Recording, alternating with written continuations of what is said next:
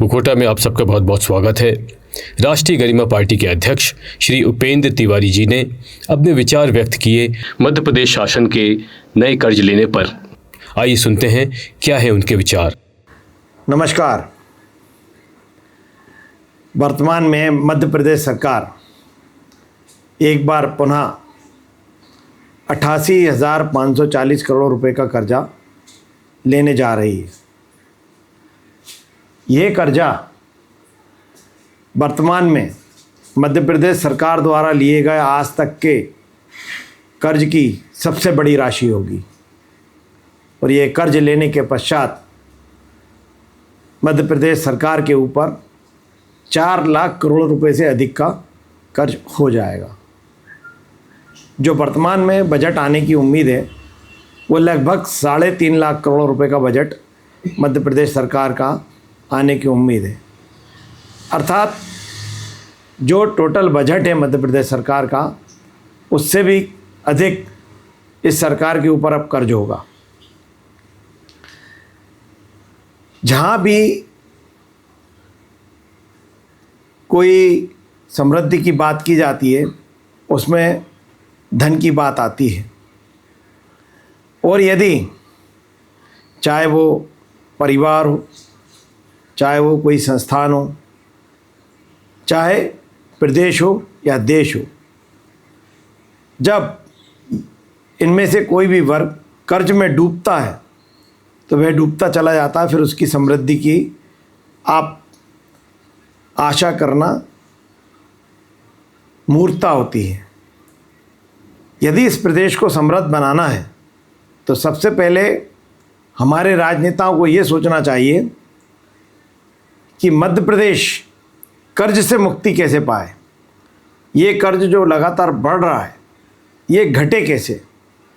यदि कर्ज इसी क्रम में बढ़ता चला गया तो हम सोच सकते हैं कि प्रदेश कहाँ जा रहा है, किस ओर जा रहा है, समृद्धि की ओर जा रहा है या रसातल की ओर जा रहा है।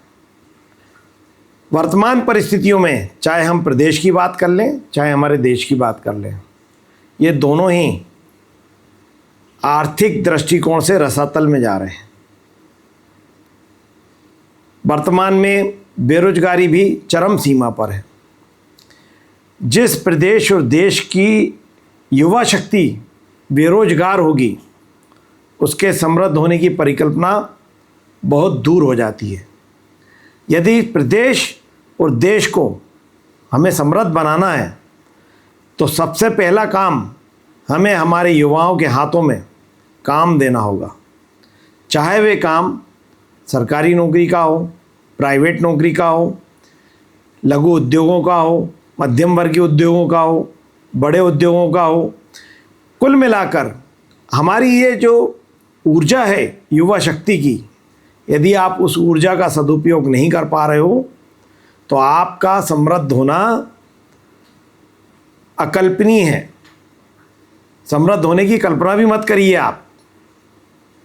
यदि आप समृद्ध होने की कल्पना करना चाहते हैं तो मैं हमारे माननीय मुख्यमंत्री जी से ये प्रार्थना करूँगा कि वह सारे काम छोड़कर इस प्रदेश के युवा वर्ग को, चाहे वे किसी भी जाति का हो, किसी भी संप्रदाय का हो, किसी भी वर्ग का हो, जाति और संप्रदाय से ऊपर उठकर हर हाथ में काम हो, ऐसे कदम उठाए जाएं। जब तक आप ऐसे कदम नहीं उठाओगे, आज आप 88,540 करोड़ का कर्ज ले रहे हो, वापस आप पुनः ये अपना रिकॉर्ड तोड़ोगे और अगले साल आप कर्ज का बोझ 1 लाख करोड़ का और बढ़ाओगे और ये कर्ज का बोझ इसी प्रकार जब बढ़ता चलेगा तो आपका प्रदेश किस दिशा में जा रहा है ये आप अच्छे से सोच सकते हैं। तो मेरा ये सुझाव है प्रदेश सरकार को और हमारे देश के माननीय प्रधानमंत्री जी को भी कि वह युवा शक्ति की जो ऊर्जा है उसका 100% दोहन कैसे करें। यदि आपने इस प्रदेश और देश के युवा शक्ति का 100% दोहन कर लिया तो आपको विश्व के शिखर पर समृद्धि की दिशा में पहुंचने में कोई नहीं रोक सकता। आप विश्व के शिखर पे समृद्ध देश होंगे, ये आप लिख लो, लेकिन ये तभी होगा जब ये बेरोजगारों की संख्या शून्य होगी, हर हाथ को काम होगा, हर युवा की तन मन की जो शक्ति है वह प्रदेश और देश के काम आ सकेगी।